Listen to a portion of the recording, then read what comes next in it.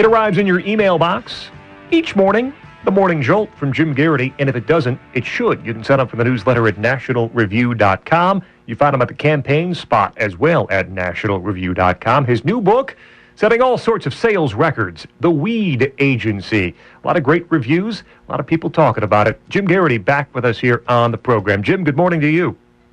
Well, thank you, Scott. Good to be with you. I have this very ominous feeling. Riley didn't leave the state because of Pat Quinn's policies or anything, did he? He did not. At least not as of yet. I don't believe so. Okay, I was going to say it's kind of a good incentive for the governor's race. Say, well, okay, we're losing our radio host.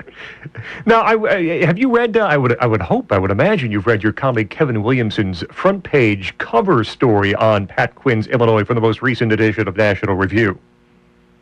I have, and there are certain states where they're just unfortunate set of circumstances. They elect somebody terrible, and you're like, well, that's kind of what we expect. Grew up not far from New York, but when you elected Andrew Cuomo, you can't be that surprised at the results that you get. But I've always liked Illinois. I've always liked even like Chicago, and kind of sad to see the state. It seems like it's sometimes run into the ground by it, but it sounds like.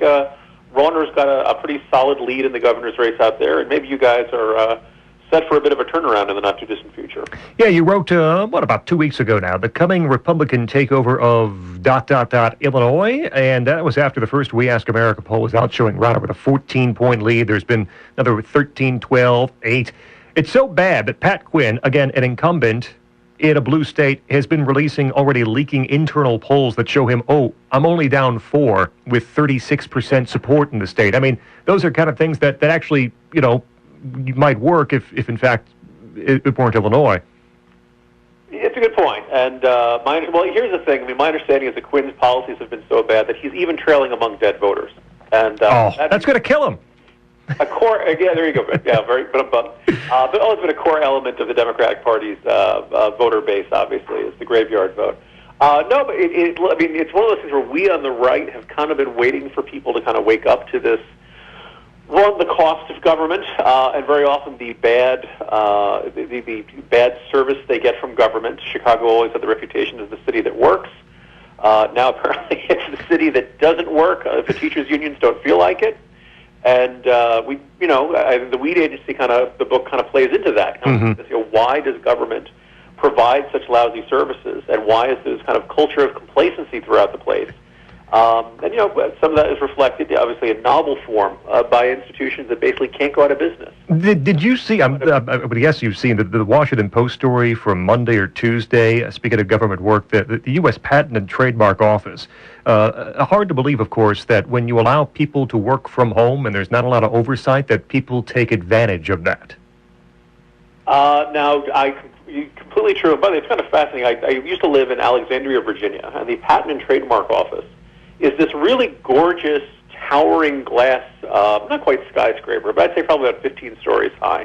It is probably the most gorgeous, high-tech, just modern-looking government office building you've seen. It was built just a few years ago. And when people don't want to go into that, I can only imagine what it's like when you go into the early American cinder block, concrete, Stalinist, oppressive architecture of most of the D.C. federal office buildings.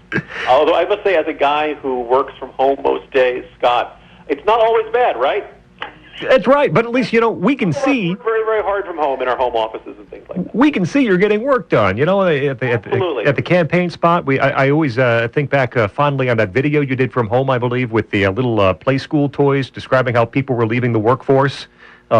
That's got to be from a few years ago, yet it still holds true. So we know you're working from home. This was in early 2009, and like everybody else, unemployment was rising very rapidly. This is the beginning of the Great Recession. Things looked really bad. And I saw this phenomenon called discouraged workers, and how, everyone felt very discouraged at the time, and if you were not enamored with the election of Barack Obama, it was even more discouraging. But there's an official category over in the Bureau of Labor Statistics categories, and basically it meant you weren't working, you're unemployed, and you had not looked for work in the past 6 months. Now, I kind of find that hard to imagine being in those circumstances, but because you got to pay your bills, you got to eat. Right. But there are some people who literally just they decided there were no jobs in their field.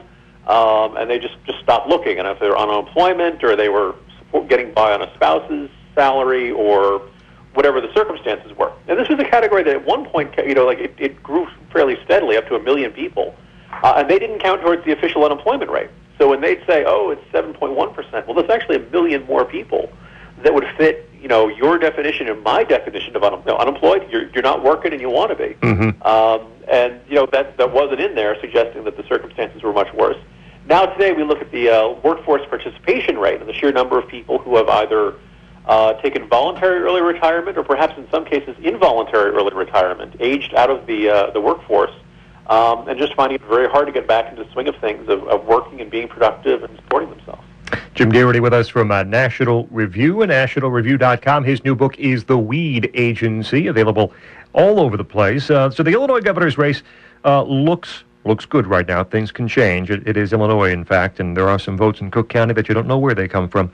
The Wisconsin governor's race, just north of the border here, is set. Scott Walker, Mary Burke, there wasn't a lot of question about that, but the primary yesterday has now set that in stone. This always has seemed to be a 51-49, 52-48 kind of race. How do you see Governor Scott Walker running in Wisconsin? Certainly, if he hopes to run for president in 2016, a win here would be almost mandatory. Yeah, once you lose a race, you pretty much, if you lose a bid for re-election, it's very hard to run for president. Just ask former Virginia Senator George Allen about that, who had quite a bit of presidential buzz. And then in 2006, his re-election bid didn't go the way he had hoped. And Walker struck, I think, a lot of folks on the right as somebody who's got one leg in the Tea Party, who's indisputably a guy who has a conservative philosophy towards government, reducing spending, reducing waste, trying to make it more efficient, and certainly antagonizing the public sector labor unions. But he's not necessarily a rabble-rouser. He's not somebody who's actually been in government and gotten things done, which in some people's minds actually associates you with just being the establishment. Also keep in mind that he's very much Wisconsin nice in his demeanor. And having said that, you're right. The polls have put it pretty close. Most of them have a very small lead for him. It is Wisconsin, and it is a purple state at best in terms of its, division between Republicans and Democrats. So, having talked to Republicans who are following the race closely and in those circumstances, really believe the race is probably, his ceiling is probably about 53%. They're just, 47% of Wisconsinites are just going to vote for the Democrats, and that he doesn't have an automatic, he won the recall election a few years back pretty handily, but there was a good portion of his support was people who just were philosophically opposed to the concept of the recall. Unemployment in the state's getting better. I think the labor unions are not the force in the state that they used to be. But on the other hand, this is a general sense of malaise. You look at the right track, wrong track numbers in this country. In the national polls, it's terrible. And so it's kind of hard to see a lot of people feeling enormous enthusiasm for just about any incumbent, even if, Walker is making, seems like he's making most of the right calls. Jim Geraghty with us from National Review, nationalreview.com, to the campaign spot. Even at this point, people are asking, who do you like in 2016? Who do you want to see run? We've been, relatively close to Scott Walker here, just being in Illinois and Rockford, so I've seen what he's done. I like it. I like the fact that he has results to show from being a governor in Wisconsin. Another guy I like a lot, and you wrote a long profile on him for National Review a couple of years ago, Bobby Jindal down in Louisiana. He is already positioning himself for 2016. He almost certainly will run. What are the advantages and disadvantages, or I should say maybe what does he have going for him? What does he have to overcome, Bobby Jindal in Louisiana, if he does run in 2016? Sure. One of the things that I think is a very good measuring stick is, and almost anybody can tell you they have the right positions. I think a better measuring stick of a potential president is, what have they done in office? What have they actually accomplished? And I think if you look at where Louisiana was when he took office in, it was 2007, and obviously post-Katrina, economy was struggling, all kinds of just infrastructure and problems. This was a state that was in despair. And it's pretty obvious. Look, Bobby Jindal does not look like the traditional Louisiana Republican, the traditional Louisiana politician. Right. And what it is that, look, the state was in such bad shape. Let's try that skinny little Indian guy who speaks 1 million words a minute and seems really smart, but we can't understand what he's talking about half the time. And in a way, desperation can breed creativity. And he stepped in there from the very first day, basically said, look, we have a reputation for corruption, and we cannot, as a result of that, in order to change people's perceptions, we can't change the rules a little bit or make an incremental change. We need to make a really dramatic change. And what he did was they instituted one of the toughest lobbying restriction laws and politician disclosure laws in the entire country, saying that, look, we can't go from 49th to 48th and say, hey, come invest here.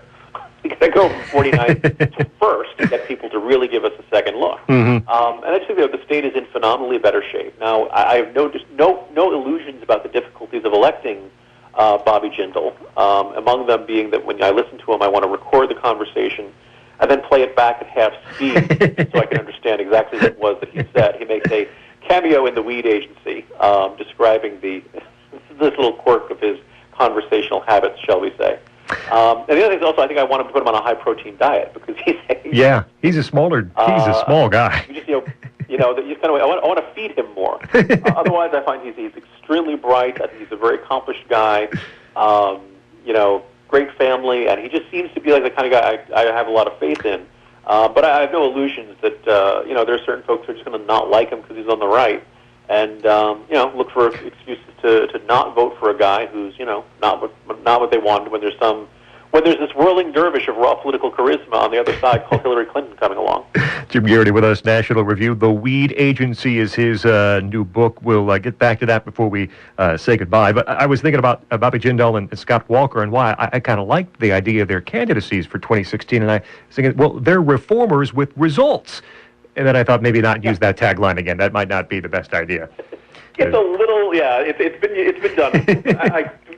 It was intriguing because I think one of the most, the year is only about halfway done, but if I had to come up with the single most ridiculous concept I'd heard in politics in the past year, it was a friend of Hillary Clinton describing her potential campaign in 2016 of being an American Pope Francis who was going to come along to an old and institution that people had lost faith in, and she would be the reformer that would invigorate it with new energy and excitement and efficiency and results.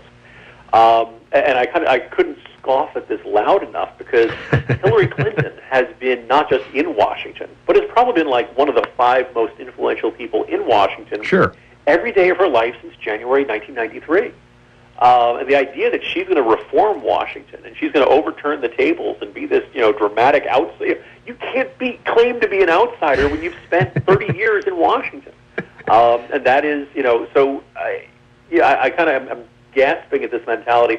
But I think you're right. I think there is kind of this sense that Washington has gone terribly wrong. You don't have to be on the right to necessarily see that. I think there is this populist tone, this sense that a group of elites in both big business and big government are very often working together to kind of make sure the system works for them and not necessarily for anybody else. And they have diagnosed the need. They have diagnosed what the public wants, but they're really just kind of nonsensical to think that Hillary Clinton is the right person for that job. Jim Geraghty with us for just a minute or two more. He is from National Review, writes the campaign spot, and has that new book, The Weed Agency, which is available now. It's been out for a while. We talked to you before the book actually launched, and you took us through some of the hurdles of both writing and getting it to market, so to speak, via the Morning Jolt. And how have things been going since the launch? I know I've read a couple of reviews that have been very positive. People really like the humor, the authenticity, I think, that's inside the book, and the fact that it reads like nonfiction, even though it's fiction, or vice versa. I always get those confused. Yeah, no, actually, that's a very good way of putting it, because we did debut on the Washington Post bestseller list. For better or for worse, they put us in the nonfiction category, which is kind of unusual for a novel. On the other hand, this is a very well-researched novel that is based and grounded in reality and historical events. I have fictional, kind of like Forrest Gump, I have fictional characters interacting in the foreground, while in the background real-life things are happening and affecting the characters. And it kind of, every time I describe some incident of government either wasting money or doing something silly or this nonsensical regulation, I tried to put in a footnote and to say, actually, crazy as that sounds, that's true. or in some cases, no, actually, reality was worse. And a lot of people are saying that this is the the funniest, most depressing book they've ever read, or the most depressing comedy they've ever read. And I it's not necessarily, kind of like the inverse of James Bond. I like to leave my readers stirred, not shaken. But it's one of those things where I kind of felt a need to accurately describe why things work in the federal bureaucracy, and even why, for very often, it's very frustrating to the workers themselves who kind of see the silly rules they have to operate by. For perhaps an unexpected stance for a conservative, I tried to go into this and say, look, not every federal worker is the enemy and is some, terrible parasite sucking on the public teat. Really what they want to do, a lot of people go into government because they want to make the world a better place, and I think there's a certain idealism there that I find very admirable. But as I said, this culture of complacency, and certainly the management, doesn't allow these people, particularly young workers, to put in new ideas and try new approaches and try things differently. Because, hey, we're the government. We're never going to go out of business. Just keep your head down, shut up, and clock in, clock out, and just wait until you've been there enough years to collect a pension. Jim Geraghty with us. The Weed Agency is the book. The agency that is, the agency is this Agency of Invasive Species. Have you heard this little hubbub about people don't want to call it the Asian carp anymore? That's big here in the Midwest because it's tearing up the Mississippi River, might get into the Lake Michigan. And they don't want to call them invasive species anymore. They don't want to call them the Asian carp anymore because, it's not politically correct in some way, shape, or form. Species. And clearly this leads to a need for a comprehensive species immigration reform, in which we would have a more welcoming attitude towards these species that are taking over yards and changing the ecosystem and things like that. It just kind of reflects Americans' speciesist xenophobia, that we don't want these things to think. No, you can kind of tell how much of this is tongue-in-cheek. And if you're having your local ecosystem, we had you guys have the Asian carp. We have some sort of giant mutant catfish that comes along, and I believe is not only eating all kinds of other animals here in the rivers and waterways of Northern Virginia and Maryland. I understand it's also eating small children periodically, or maybe that's just local legend around here. But I understand it can be real problems. The fact, the concept of the book came from the Federal Interagency Working Group on Invasive Species, which includes 8 or 9 different federal agencies, including NASA, that are all involved in this, massive fight. And, like many federal programs, it began as a small pilot program and has now grown and expanded and been very difficult to get rid of. Very much like the weeds, it sets out to fight itself. So, I don't know if you heard Joe Biden talk. Transparent there. I don't know if you heard Joe Biden talk about the invasive species problem, Jim, but he even said, these aren't Asian carp, these are our carp. That's what I heard he say. Yes, I was going to say, you dare not call them Far Eastern carp because that implies some sort of, center of the world. Yes. Jim Geraghty with us. Always really have fun with our conversations. TheWeedAgency.com. That's the website for The Weed Agency. But you can find the book at Amazon.com, BarnesandNoble.com. Find bookstores all over the place. Read them at the campaign spot, NationalReview.com, and hopefully hear him again appearing with us at a very soon, a date coming soon, I should say. Jim, thanks so much for the time this morning. Always enjoy it, Scott. Thanks very much.